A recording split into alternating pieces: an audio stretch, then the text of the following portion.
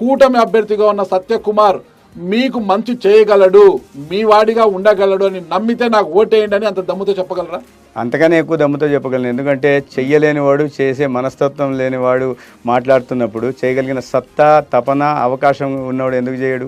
ఆయనకు అవకాశం ఉంది కానీ అవకాశం నీలేదు. 99% నేను పూర్తి చేశా అంటాడు. ఏం చేశారు? నవరత్నాల్లో మద్య నిషేధం చేశారా? జలయజ్ఞం పేరుతో ఒక్క ప్రాజెక్టు, ఒక పైసా నిధులైనా ఎక్కడన్నా ఇచ్చారా? 45 సంవత్సరాలు నిండిన వాళ్ళకి అందరికీ పెన్షన్స్ ఇస్తామన్నారు, ఇచ్చారా? జాబ్ క్యాలెండర్ ప్రతి సంవత్సరం జనవరి 1కి జాబ్ క్యాలెండర్ ఒక్క సంవత్సరమైనా విడుదల చేశారా?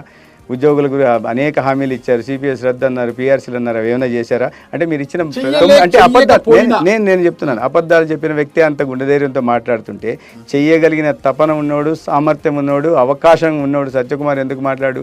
కెమెరా ముందర ధర్మవరం నియోజకవర్గ ప్రజలందరికీ నేను చెప్తున్నాను, నేను ఇచ్చిన ప్రతి హామీ నేనైతే చేనేత రంగానికి అండగా ఉంటాను, రాయితీలు ఇప్పిస్తానని చెప్పాను, లేదా ముడి సరుకు మీద రాయితీలు కానీ, ఇన్సూరెన్సులు కానీ, లేకపోతే ఇతర ప్రోత్సాహకాలు కానీ, లేదా లోన్లు కానీ, లేకపోతే నేను చెప్పిన టెక్స్టైల్ మెగా క్లస్టర్ కానీ ఏవి తేలేకపోయినా కూడా ప్రజల ముందు నేను చెప్తున్నాను. ఒక సంవత్సరం తర్వాత మీరు ఒక్కొక్క కార్యక్రమాలు నాకు చూస్తూ వెళ్తుందండి. నేను చెయ్యలేకపోతే నా ఆఫీస్కి వచ్చి చొక్కా పట్టుకుని అడిగే అధికారం కూడా ధర్మవరం ప్రజలకు నేను ఇస్తున్నా. నేను చెప్పిన సాగునీరు ఇచ్చే పని చేస్తాను, తాగునీరు ఇచ్చే పని చేస్తాను, ఉద్యోగ ఉపాధి అవకాశాలు కల్పిస్తాను.